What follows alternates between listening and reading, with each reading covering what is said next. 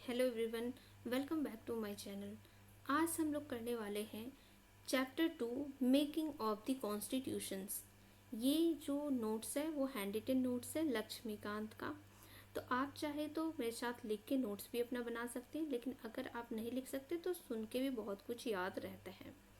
तो अगर आप चैनल पे न्यू है तो चैनल को कर ले सब्सक्राइब और लाइक करना बिल्कुल भी नहीं भूलें। तो चलिए स्टार्ट करते हैं class. Making of the constitutions. आज हम क्या करने वाले हैं? Making of the constitutions. तो देखिए, जो the idea of constituent assembly put forward first time जो कॉन्स्टिट्यूंट असेंबली का आइडिया रखा, वो किसने रखा? तो एम एन रॉय ने इन 1934। किसने रखा? तो एम एन रॉय ने। कब रखा? तो 1934 में एम एन रॉय ने, और 1934 में रखा। जो आईएनसी है 1935 में डिमांड किया कॉन्स्टिट्यूएंट असेंबली का to frame the constitution of India. India के कॉन्स्टिट्यूशंस को बनाने के लिए ये डिमांड एक्सेप्ट किया गया ब्रिटिश गवर्नमेंट के द्वारा। तो कब? व्हेन? तो अगस्त ऑफ 1940 में। 1942 में क्रिप्स मिशन आया, जिन्होंने क्या प्रपोजल दिया? Two autonomous states with two constituent assembly, जिसको कि रिजेक्ट कर दिया गया मुस्लिम लीग के द्वारा। फिर इसके बाद क्या आता है? तो कैबिनेट मिशन, जिन्होंने टू कॉन्स्टिट्यूएंट असेंबली के आइडिया को रिजेक्ट किया, और उन्होंने क्या किया? They put forward a scheme that satisfied Muslim league. अब चलते हैं नेक्स्ट पॉइंट की ओर। नेक्स्ट पॉइंट क्या है? तो टॉपिक है compositions of constituent assembly. Composition of constituent assembly. अगर आपके कोई फ्रेंड भी है तो आप उनको भी शेयर कर सकते हैं, उनसे भी कह सकते हैं क्लास करने के लिए, क्योंकि यहाँ पे जो है मैं डे बाय डे सारे सब्जेक्ट्स को पूरे करते जा रहे हूँ। और अगर आप चैनल पे न्यू हैं तो चैनल को सब्सक्राइब जरूर करें और लाइक करना बिल्कुल भी नहीं भूलें। तो चलिए चलते हैं हम नेक्स्ट पॉइंट की ओर। तो जो कंपोजिशंस है कॉन्स्टिट्यूएंट असेंबली का, ये जो कॉन्स्टिट्यूएंट हुआ था कब? तो नवंबर 1946 को। कब? तो नवंबर 1946 को, under the schemes formulated bye cabinet mission plan. Total strength इसकी किसकी तो कितनी थी? तो 389, जिसमें 296 जो है वो ब्रिटिश इंडिया का और 93 प्रिंसली स्टेट्स का। अब इस 296 ब्रिटिश इंडिया में से 292 जो था वो गवर्नर प्रोविंस का, और जो 4 थे वो चीफ कमिश्नर प्रोविंस का। देखिए, अगर आप नोट डाउन कर सकते हैं तो आप नोट डाउन कर सकते हैं, ताकि आपको भी साथ ही साथ क्या हो जाए, नोट्स आपका बन जाए और आपको भी रिवीजन करने में हेल्प हो जाए। नेक्स्ट क्या है? तो seats were to be allotted in proportions to the population. Seat जो अलॉट होता था वो किसके अकॉर्डिंग? तो according to the populations, proportion of population. 1 seat जो है फॉर एवरी मिलियन पॉपुलेशन के लिए अलॉट किया जाता था। Seats were to be allotted in each British province among the Muslim, Sikh and general. कैसे? तो in proportions to their population. जो रिप्रेजेंटेटिव होंगे कम्युनिटी का, they will be elected as the members of that community. Voting method क्या था? तो proportion representation by the single, किसके? Proportional representation by the single transferable vote. अब ये सब क्या है, ये मैंने पिछले वीडियो में डिस्कस कर रखा है, तो आपने अगर अभी तक नहीं देखा है तो आप जाकर बाकी जो पॉलिटिक्स के वीडियो है उनमें जाकर देख सकते हैं। आप बार बार मैं एक ही चीज़ों को एक्सप्लेन करूँ, उससे बेहतर है कि मैंने जो कर दिया है वो आप उन पे जाके देख सकते हैं।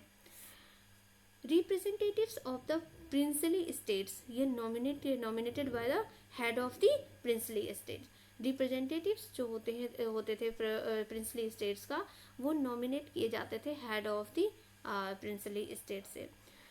जो कॉन्स्टिट्यूएंट असेंबली था ना, ये पार्टली इलेक्टेड थे और पार्टली नॉमिनेटेड थे। तो कैसे? तो the members of princely state decided to stay away from the constituent assembly. आपको एक बात पता है, जो प्रिंसली स्टेट्स के जो मेंबर्स थे उन्होंने ये डिसाइड किया कि वो कॉन्स्टिट्यूएंट असेंबली में पार्ट नहीं होना चाहते थे। तो उन्होंने क्या किया, they stay away from the constituent assembly. Constituent assembly जो था, they are not elected by the people of India, but they are not elected by the people of the India, but it represented it as a section of the Indian society.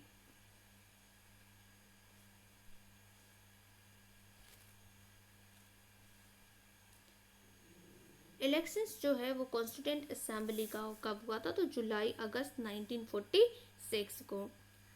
अब जो ये British Indian provinces था उसका जो 296 seats थे, तो उसमें से आईएनसी ने वोट किया कितना जीता, तो 208, एंड मुस्लिम लीग 73 सीट्स पे रहे, और जो इंडिपेंडेंट थे वो 15 सीट्स पे। नेक्स्ट टॉपिक है working of the constituent assembly. जो इसकी फर्स्ट मीटिंग हुई थी वो कब हुई थी, तो 9 दिसंबर 1946 को। कब, तो 9 दिसंबर 1946 को, जिसको कि बायकॉट किया गया था मुस्लिम लीग के द्वारा। इसमें सिर्फ और सिर्फ 211 मेंबर प्रेजेंट थे, जिसमें से डॉक्टर एस सिन्हा जो थे, he was the oldest member, और टेम्पररी प्रेसिडेंट सच्चिदानंद सिन्हा, आप लोगों ने पहले भी इनका नाम सुना होगा, तो टेम्पररी प्रेसिडेंट बनाया गया इनको। उसके बाद जो है जो परमानेंट प्रेसिडेंट है वो डॉक्टर राजेंद्र प्रसाद को बनाया गया था, और वाइस प्रेसिडेंट जो है वो किसको तो एस.सी. मुखर्जी और वीटी कृष्णाचारी थे। ऑब्जेक्टिव, नेक्स्ट पॉइंट है ऑब्जेक्टिव रिजोल्यूशंस के बारे में। तो ये जो सबसे पहले किसने ले डाउन किया, किसने डिमांड किया, तो जवाहरलाल नेहरू ने। कब, तो दिसंबर 13, 1946 को।